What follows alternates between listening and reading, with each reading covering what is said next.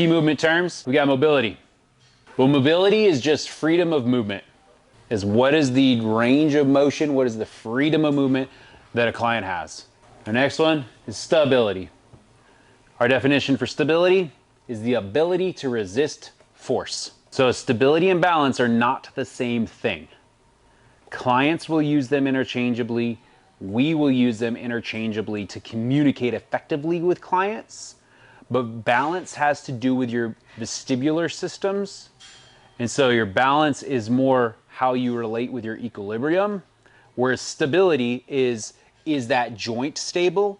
Am I stable in this position? Can I own this position? Does that make sense? So they'll be like, I don't have any balance. No, you really just don't have any muscle. That's ultimately what it is. The joint's not stable, you're not stable. We won't say it that way. And then obviously strength is the ability to exert force. If you're strong, you can produce force. Mobility, freedom of movement. We need freedom of movement. It is the doorway into the house. If you can't even get in the house because it's so rigid and stiff, you can't even open the door, you got a problem. So we better get some mobility. That first floor that you get comfortable in, you kind of settle in, you get stable in that environment. That's the floor that you get stable, good, right? You're in the door, you get the mobility, now we get some stability, we're living in this place. We want to go to the next floor, the stairs, that's our strength. The only way we go up the stairs is if we build some strength. And then guess what? There's a new door. So now we actually need to have some mobility at that new level of strength. Now we need to stabilize at that new level of strength. So we just keep going up floor after floor after floor after floor. So what governs mobility? So it's going to be tissue extensibility, and it's going to be the nervous system tone. So oftentimes we think in terms of like, oh, they're restricted. Yeah, they could be. So it could be a tissue thing, but it also could be that the nervous system is guarding to not let it go there for whatever reason.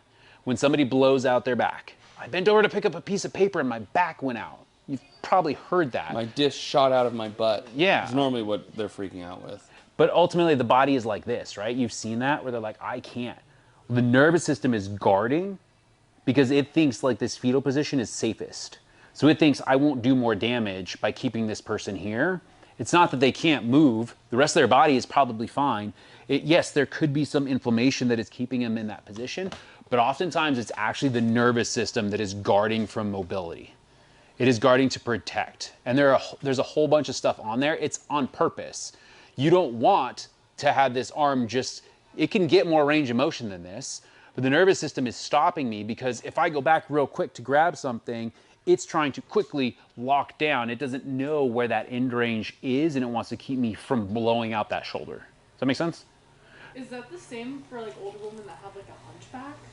So they have lost some of that mobility. I don't think at that point, I think that's more of a tissue extensibility issue. That is not a nervous system issue.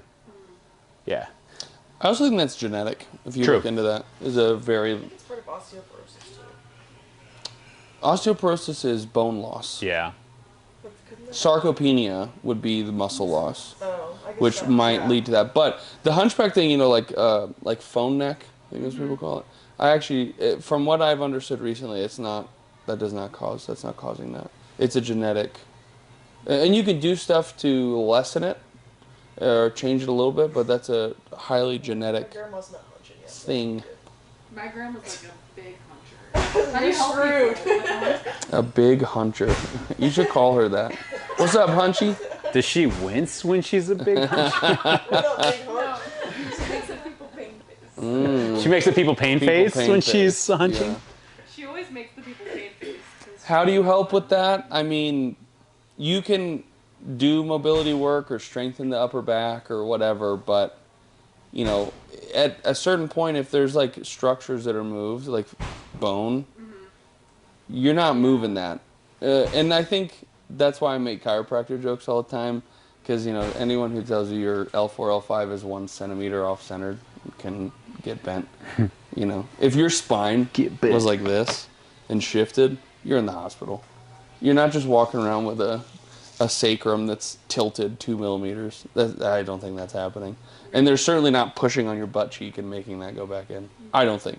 Yeah. Could be wrong here, but there's times where there's going to be a small shift, but like if it's actually slipping out consistently to that degree, Yeah. Yeah. Yeah.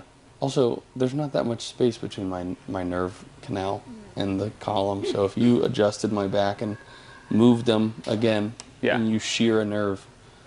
Yeah, your SI joint has 2 to 3 degrees Ouch. of actual range that it can move. It can move, yes. But they're like, oh, your SI popped out. No, it's 2 to 3 degrees of movement. There's really good. There's time. really good chiropractors. Yeah, and that's the problem. We say chiropractor a lot because the majority of the field. But I'll be honest, two of the people that I have learned more from in the industry and respect, probably, I mean, it's Shallow and Junta, are both chiropractors. And they run one of the best biomechanics courses in the entire country within the personal training, physical therapy space. And they're chiropractors. So, yes. There's a couple chiros I follow that I really like. Yeah. They don't crack people's backs and say crazy shit to people all the time, though. Yeah. So, what when mobility is limited, we're going to ask, like, is the joint structure limited?